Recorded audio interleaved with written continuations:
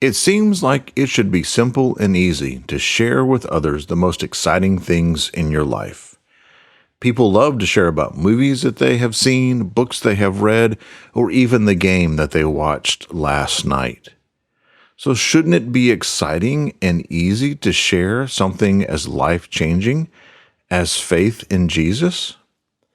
Well, for some, there seems to be a real disconnect between what they know to be true and the way they have seen others share it that affects them. The difference here is between Jesus and the method of sharing Jesus.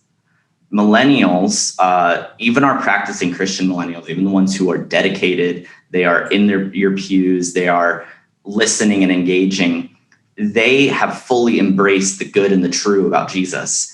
They have not fully embraced the good and the true about how we share our faith. So what do we do? How can we overcome this? Stick around. We have some great insight today from Barna Group's Daniel Copeland. Welcome to World Methodist Evangelism's Real Faith, Real World podcast, where we connect the faith within us with the world around us. Celebrating our 50th anniversary, World Methodist Evangelism desires for Christ followers within the global Wesleyan family to become agents of transformation by sharing the gospel through the power of the Holy Spirit. This is accomplished through training, gathering, and resourcing to fulfill our mission to equip and encourage Christ followers around the world to share their faith in the context of today's realities. You can learn more on our website at worldmethodist.org. I'm your host, Rob Haynes of World Methodist Evangelism. Thank you for listening, and thank you to the generosity of Christ Church Global in Memphis, Tennessee, for making this podcast possible. Today's episode is the fourth in our series, A Generation of Skeptics. We talk with Barna Group's Director of Research Services, Daniel Copeland. Barna has conducted more than 1 million interviews and hundreds of studies over its 30-year history. This has helped them to become a go-to resource for insights about faith and culture. And Daniel does just that. He provides some key insights and some practical solutions to help us understand those who are skeptical and their questions.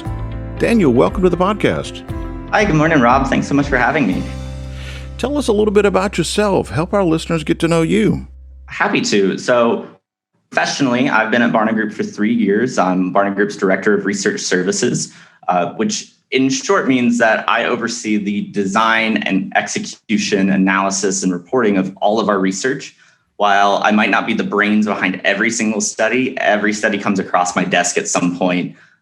It's a very exciting job. I get to work with some of the most brilliant people in the industry and get to consult with some of the most incredible organizations here in the US, across the globe, on helping them understand exactly where do they intersect with culture and with people today in order to advance their missions and advance the good work that they're doing. I've been here for just over 3 years now and love the work that I get to be a part of. Personally, I'm here in Atlanta, Georgia, and I just got married a few months ago in the middle of COVID. Wow, congratulations. Thank you. It's an interesting time to get married. We could do an entire episode about it, I promise. Right. But yeah, we just got married, bought a house, did all the things during COVID on very short timelines, but wow. It's been an incredible time. So I live in Atlanta. I live over on the east side of Atlanta in a little town called Clarkston, which is a massive refugee hub. My wife actually works with refugees full time. Wow. And it's an incredible community that we get to be a part of, and a place that I really get to see of a lot of the work that we do at Barna play out in terms of how do Christians and organizations interact with and engage communities of various types and kinds. So that's a little bit about me. That's really interesting, because what I hear you saying is you're not just in a silo of research, but you're actually seeing that play out in your own community. Absolutely. And I tell people a lot that research, our world has way too much data and still yet not enough good data. Wow. And the difference between too much data and not enough good data is data that can create changes and create understanding. It's way too easy when we do studies to go fun fact finding, where we go out and learn some great stats and go, oh, did you know that 60% of people believe this? And that can be great, and that can be really interesting and good conversation starter. But what's really incredible is when we can go out and create insight and better understand how the world is operating so that we can love people better, that we can do better work, we can align more easily with people of different experiences, different backgrounds, and become better equipped for the work that God's calling us to do. I've sometimes pointed out that we have a great deal of knowledge these days, but not always a great deal of wisdom about what to do with that knowledge. I completely agree with that. I see you putting those two things into practice and conversation together. Help our listeners get to know Barna a little bit if they're not familiar with your work there. Yeah, so since 1984, Barna Group has been studying the intersection of faith and culture. We are a bit of a mix between a market research company and a social research company. But our goal is to provide spiritual influencers with credible knowledge and clear thinking that enables them to navigate a complex and changing culture. Wow. Help church leaders see clearly, lead confidently. It's work that's all about getting people the knowledge they need to navigate the change that is happening at an exponentiated rate right now. Historically, the company is located out of Southern California, originally led by George Barna. George no longer works full-time with us, but it tends to sometimes pop in now. But in the last 10 years or so, we've been led by David Kinnaman. David's an incredible leader and an incredible thinker who has really been a micro-revolutionary of his time, rethinking how we can engage the next generation. And so all of our work is about looking through the lens of what's happening to our faith and our culture, what's the intersection of these things, so that leaders, at the end of the day, leaders can be equipped. And that's exactly why we have you on the podcast today. Daniel, we are in the midst of a series here on the podcast talking about a generation of skeptics. And we have been discussing with different leaders in different parts of the country and from different representations of around the world about skepticism and young adults, particularly. Every generation has their young adults who seem to be skeptical more so than the older ones, but that seems to be even more so in today's culture. What do we know about skepticism and faith among Americans today? Yeah, I would say that first, Barna's modern history has been all about studying skepticism, probably starting with David's first book on Christian. We've been a company that is trying to understand the skeptical next generation. And part of that has actually taught us to embrace the skepticism of every generation. Wow. And every generation has things that are telling them that something's not right in the world or something's not lining up correctly. It's a really pervasive condition, for lack of a better term. And in the digital world, it's only getting more complicated. So then what do we know about this more globally? Is this just an American phenomenon, or are we seeing this in other parts of the world as well? We are certainly seeing it in other parts of the world as well. In just the last few years, we've gotten some of our first opportunities to do global research, starting with this work publication we did in late 2019 called The Connected Generation. We studied in 25 countries. We studied 18 to 35-year-olds, all about their perceptions of faith and Christianity in the world today. And our thesis, or maybe more so our hypothesis, going into that study was that largely because of digital technologies, the growth of social media and globalized culture, that young adults around the globe are becoming more similar to each other than people in their own contexts. Interesting. That is to say, like, I might be more similar to somebody in another country that is of the same age than I have similar to somebody who's twice my age living down the street from me. And one of the things that we saw is incredibly connective about this generation around the globe is their skepticism, is the things that make them question, the things that they look and say, I don't think that's right.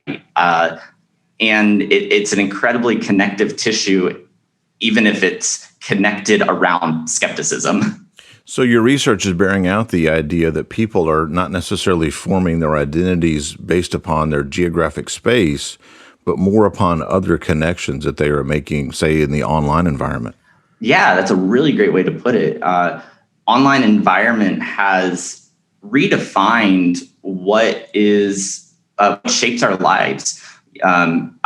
By trade, before Barna, I'm a sociologist, and in sociology, we talk all about the different institutional influences that build up our lives and teach us who we are.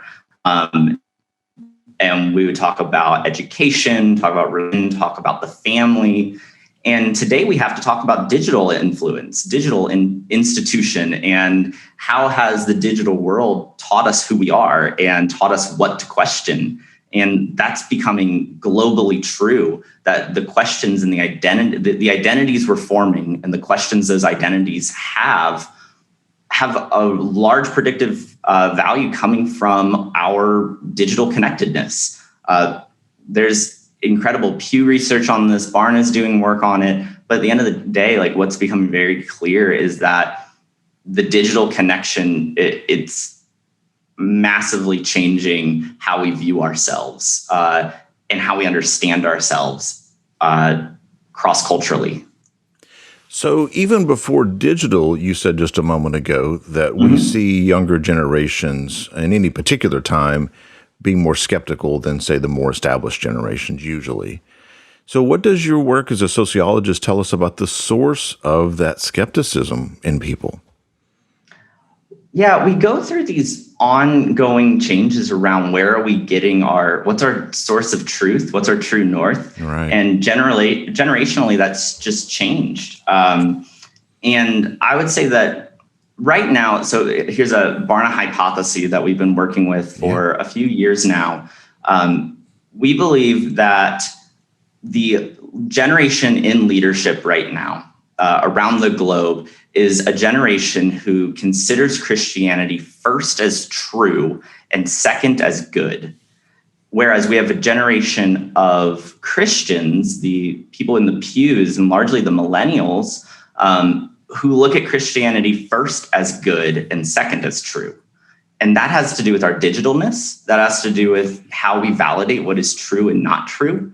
And so our source of skepticism, tying it back to identity, when we're built up by a digital identity, or what influences our identity many decades ago and generations past, it was family and religion that was forming how we see ourselves. Today, it's more so our social influences, our digital influences, and that is changing how we see faith. That's changing how we see religion, and it's making a culture that is much more engaged with good than true.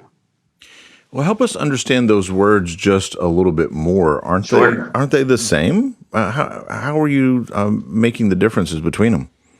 Sure. So we would, in philosophy, there are kind of three major tenets of philosophy, and that is answering the questions of what is good, what is true, and what is real.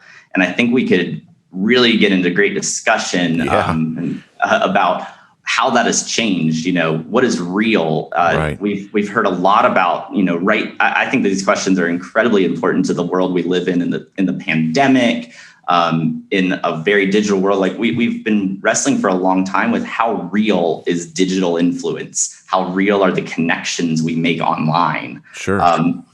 And what we're seeing is that they're very real. They're influencing our identities. They're influencing how we think about ourselves and others that aren't rooted in physical relationship. They're not rooted in sitting across the coffee table from somebody. They're rooted in a perception of a perception online. My perception of the perception you're building online rather than how I actually relate to you.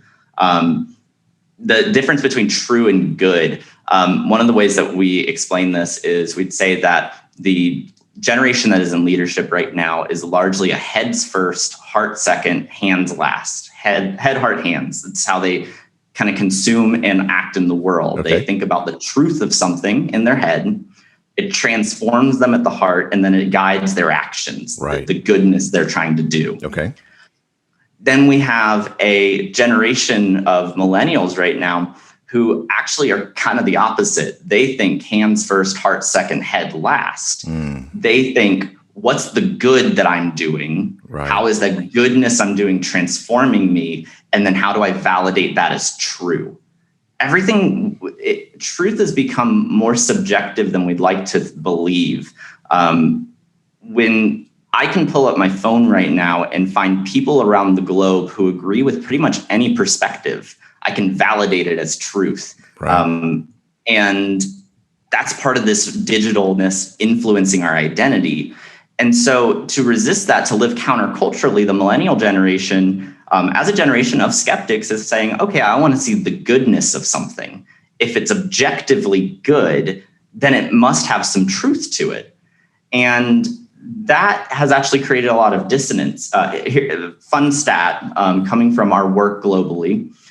When we asked 18 to 35-year-olds in 25 countries, what makes you doubt spirituality? What makes you doubt it? Believe that it's not real? Great question. The number one thing they said around the world was the hypocrisy of religious people. They said that it is something about what religious people do that makes me doubt if spirituality is real. Isn't that interesting? That is fascinating. What it tells us is that there is this disconnection between truth and good. Religious people, historically, and as I've said, our generation of leadership right now, that has really has built up the point in the argument of truth might be disconnected from the goodness that millennials are trying to see. And so when the millennial generation looks at the church and says, what am I skeptical about? It's this hypocrisy that the good and the truth aren't connected. And I need to see them connected for me to understand religion as true, to see Christian faith as true.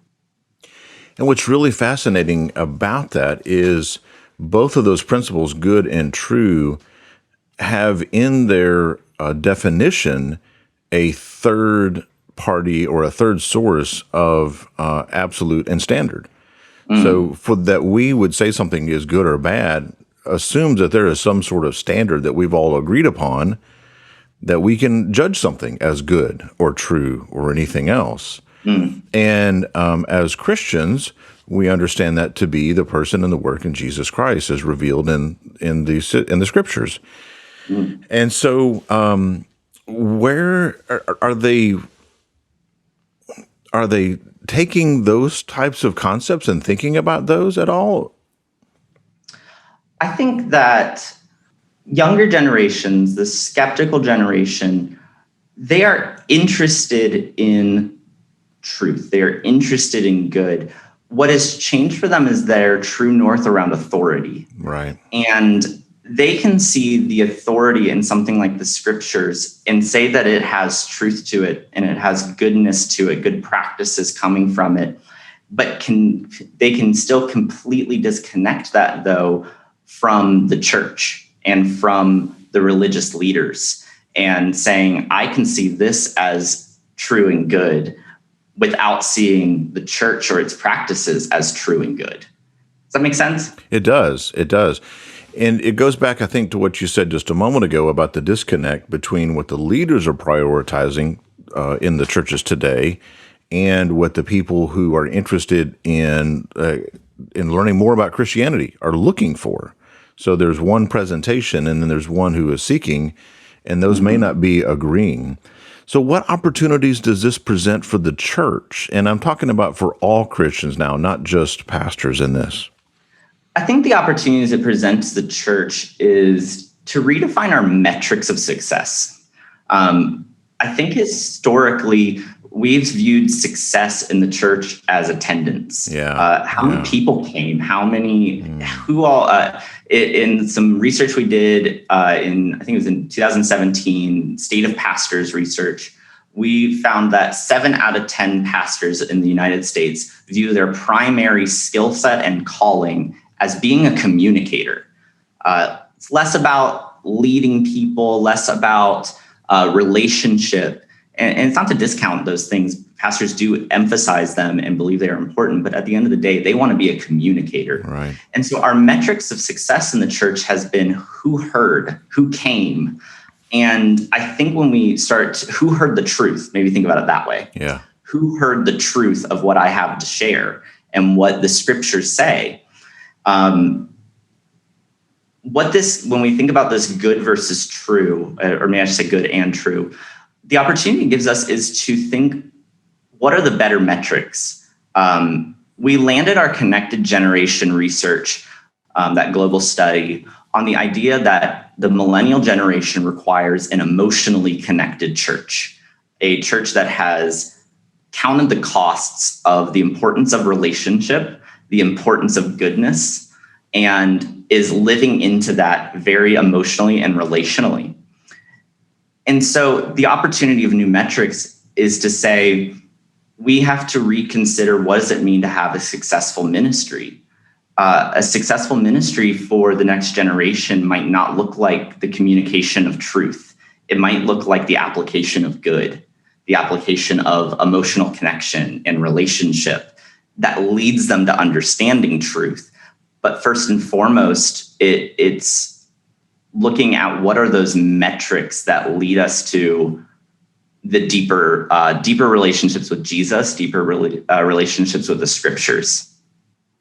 That's fascinating. And I think that the pandemic has just exposed that even more so. It was something that was already there. It was something that was coming along, but the pandemic has exposed it to a greater degree. So we can't measure how many people came and sat in the sanctuary for the sermon because we can't get together. Mm-hmm. And even if we can measure how many views or hits or likes or whatever we had, that still doesn't truly tell us if people just streamed it and then walked away and got a cup of coffee, or if they were actually engaging with what the pastor or the leader was saying on the video.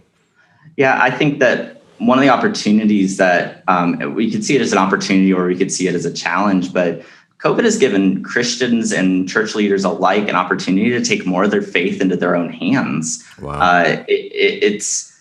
I've actually would say I've realized in my own life that the discipline of going to church is a church on a Sunday morning, seeing my friends, hearing a good message, singing worship, being in community. That's actually easier than doing it myself, where COVID said, actually, now you can't do those things. You can't see those people, hear that message, sing those songs. You're on your own now. Yeah. That's a harder discipline. Yeah. And so when we think about these metrics of success, that changes the entire game we're playing. That means that we suddenly have to think very, very strategically as leaders about, if someone only gets one thing from this online service, what is it going to be? Is it going to be a message about truth, or is it going to be a good experience? And by good there, I mean, are they going to have felt loved? Are they going to have felt appreciated? Are they going to have felt part of community? And COVID's just exposed all of those things for us, exposed the real goals and the programming of ministry, maybe to put it that way. Yeah, because we frequently have programmed ministry, but sometimes that sacrifices the relationships that come through ministry if we put too much emphasis on programming. And what you've told us so far is that's not necessarily what people are looking for, a slick program, but actually to engage and ask the question, how does this impact my life? How is this going to help me raise my kids, or really wrestle with some of the bigger questions about what's going on in the world? Absolutely. I think that, and specifically in the millennial generation, we have people who are looking for, and what does this mean? Where do I see the fruit of what I'm learning here? I've got a lot of stuff growing in my field right now from the truth you've shared with me, but where do I emphasize? What do I work on? Where do I water these seeds? We've done a lot of work around vocational ministry, and the idea that the next generation has actually, more so than I think any generation before, started to really blur the lines of work and life. Our vocation and our life are no longer these different rooms, that it's more like an open floor plan. And that this discussion of truth and good has an impact there and we can think of vocation as an application here. The next generation is incredibly passionate about where they put their time and where they put their energy. They do a lot of work to understand how Jesus has equipped them to do the work that he's calling them to do.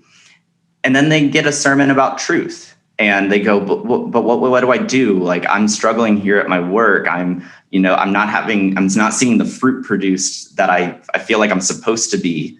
And that can lead to the skepticism. That's almost the heart of the skepticism of where am I growing these fruit that the truth seems to be talking about?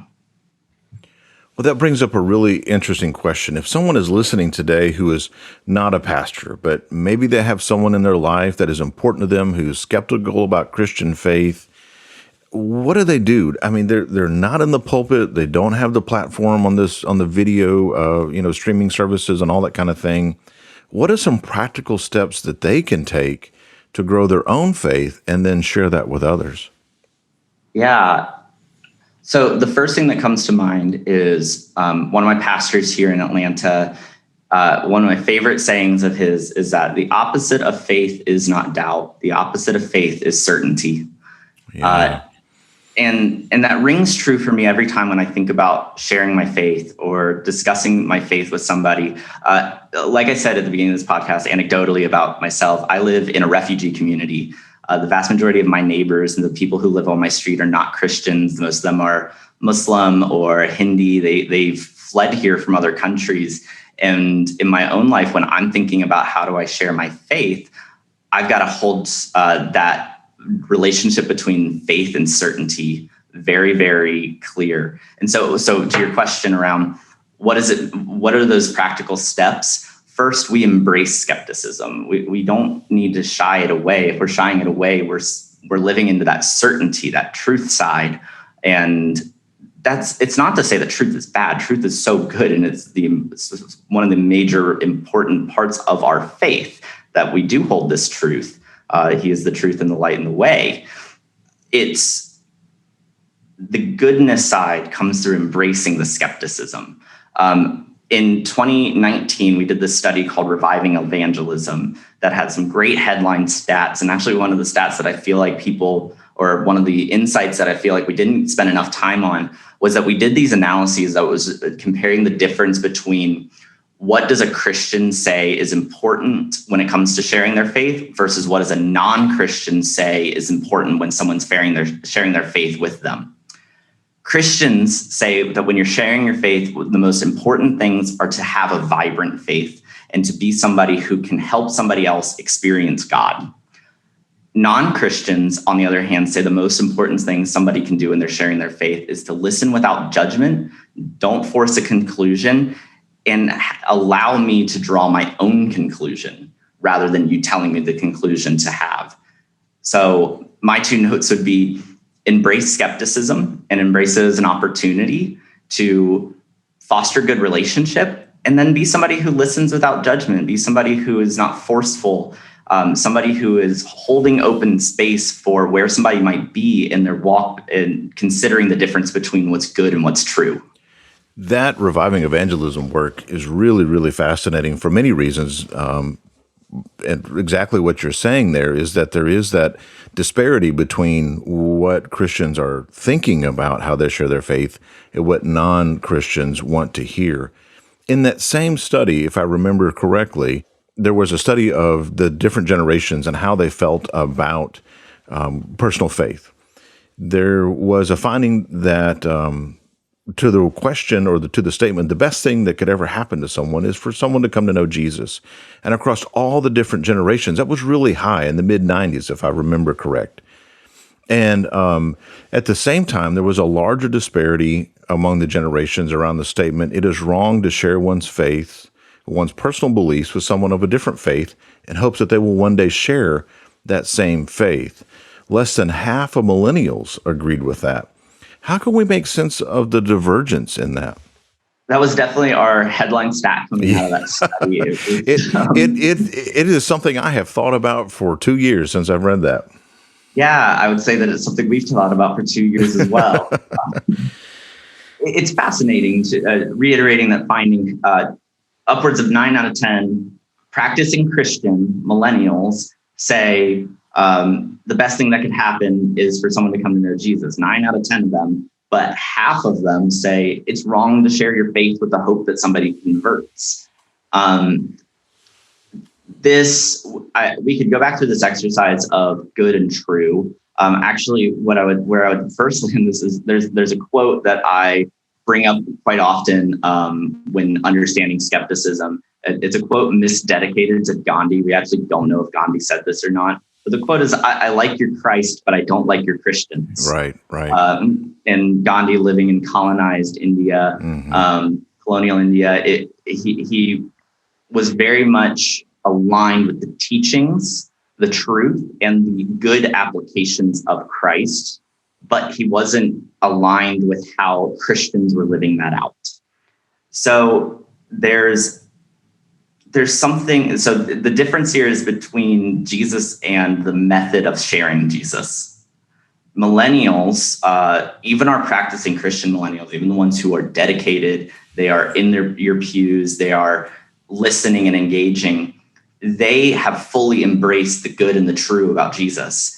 They have not fully embraced the good and the true about how we share our faith. Interesting. I think we have to really come to terms with, part of it is that programming side of how have we diluted sharing faith, and what have we said is the goodness of doing it and the truth of doing it. But what we really have to see here is that the next generation, their skepticism, if you think back earlier that I said that the number one thing that makes the next generation skeptical of spirituality is the hypocrisy of religious people. They have a skepticism about what they might be inviting people into. They want people to see the goodness and the truth of Jesus, but they might not be even if they're dedicated to the church, they might not be fully set on it. They're still skeptical of it. They're skeptical of the authority of it. And they might not feel as though sharing their faith is the most good thing that they can be doing. As opposed to what would be the good thing that you're doing, you think? I think the good thing that they want to be doing is living emotionally and relationally connected lives. They want to be living in relationship with people who might feel differently. They want to relate over their skepticism rather than relating over agreements that they're not fully sold on. They have this tendency to see skepticism not as a bad thing. I think that's one of the things that, is kind of a through line of all this kind of subtext, is that skepticism is good. In science, in my field, not fully my field, but at least 50% of my field, science has an entire methodology for how we deal with skepticism. We have a methodology for, okay, we have this belief about the world, we're skeptical about this thing, and here's how we're going to test if we're right or if we're wrong. The church doesn't necessarily have that. The church, we have the scriptures that are a true north of true and good, but our applications have made a generation skeptical. And so we have to, the next generation wants to hold space for that skepticism. They want to see it as a valued part of who they are. We at World Evangelism are all about empowering and equipping people to share their faith. You've talked about head, heart, and hands a great deal, and I think it ties into just what you're saying here. We know from other work that the millennial generation appreciates community and a sense of belonging. They want to know, what's my purpose in the world, and why am I here, and how can I leave the world a better place than what I found it? What does research tell us about how we should engage people about that? Is it just as simple as just reprioritizing the head, heart, hands, as you mentioned? I think that's a great place to start. I really love the fact that you brought up belonging. Dr. Brene Brown, if you're familiar with her work, incredible work around belonging. And I think that is a really great way to think of that. She wrote a great book called Braving the Wilderness that was built around a Maya Angelou quote that says, "You'll never belong until you belong nowhere and everywhere." How Brene Brown in her research on belonging dissected that was coming to understand that until you belong to yourself, you'll never belong anywhere. And I think this is vitally important to the good side of head, heart, hands, or hands, heart, head, however we choose to look at it, that our commitment to how do we engage people who are skeptical is helping them build up their belonging, building up how they see who they are in the world and how that who they are in the world, that identity is good and how it is an image of Christ, and holding space for the fact that that can lead them to the truth. We have such a passionate generation in front of us who have actually been convinced that they don't belong, that their skepticism is shameful, how the questions they're asking makes them a not good part of the a not good spoke of the wheel, if you thought about it that way. That we have to hold space for that and teach them how they belong in the bigger picture. And that starts with how they belong to themselves. And so maybe a practical way is, I'm sure that there is a listener out there we could get into like a faith and works debate about the difference between true and good. And I think that is such a great conversation to be had, a great dialogue.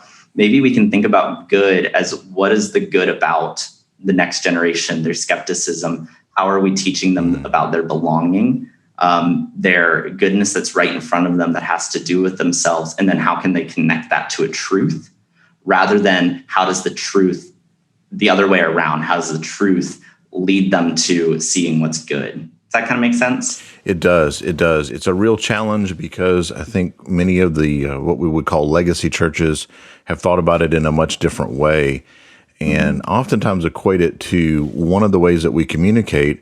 It has to be the way in which people are listening, which is what I hear you saying time and again. We have to speak in a way that people are listening, and that's how we get our message across. And we at World Evangelism want to do that in a way that is compelling and open to what the Spirit is doing and moving people, and not the one who is sharing faith have to be the one who does the work of conversion, but instead we let God do that, and we just share with open hearts and open hands how people can learn more about who Jesus is and let Jesus do that work in them. Daniel, what resources are available from Barna for people who want to learn more? Yeah, we love putting resources in people's hands. Our dream, our aspiration for church leaders, our data-informed leaders, people who have taken the time to count and measure what's going on in the world, and we will happily do that for them and try to do the work so that they can, we do the research work so that they can do the ministry work more efficiently and more effectively.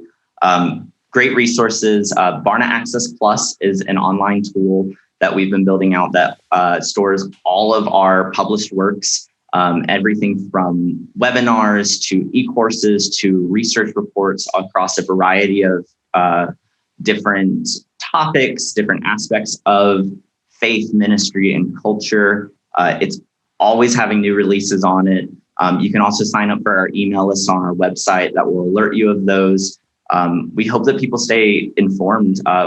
We also have a new tool that has just been launched that is called Church Collab. Church Collab is 6 to 8 week sprints with our church engagement team that teaches church leaders how to digest research and then how to make some practical steps in their ministry based around the research. The first one we launched was all about Gen Z, the generation that is just younger than millennials, looking at the research, digesting it together, and then coming up with action plans for and how are we going to change our ministry because of this work. Great. And if people want to ask further questions, they can also use the website to get in touch to ask deeper questions from our conversation today? Absolutely. They can, on the website, there are multiple ways to get in contact with us, whether that is straightforward questions about what you've heard me share or other things coming out, to if you want to get more engaged with our research or what we're learning about the world. There's all the opportunities are there on barna.com. Barna.com. Great. Thank you.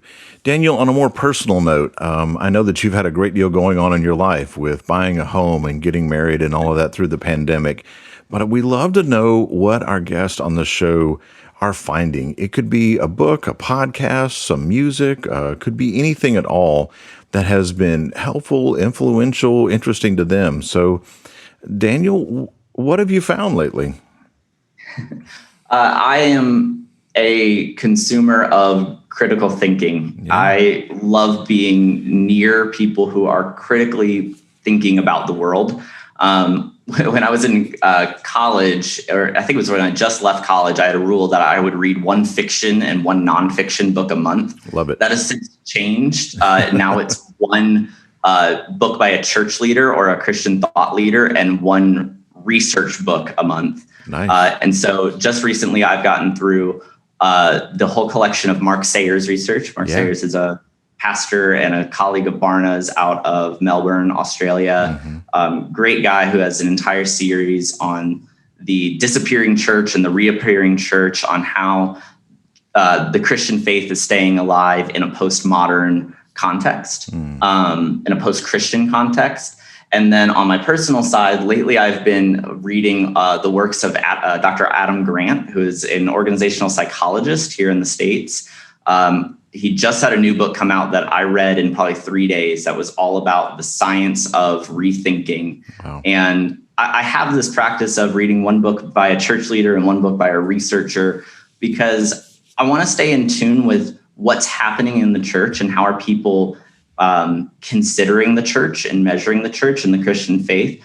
But at the end of the day, we're also people. And there are incredible researchers out there who are not working in Christian context, who inform so much of the things that we're trying to understand about the world as Barna Group. And so staying up to date with researchers like Dr. Adam Grant, Dr. Brene Brown, other thought leaders like themselves is always beneficial to me. So those are the things you'll find me reading and the things I am digesting. That's wonderful. You've added a few more to my list now.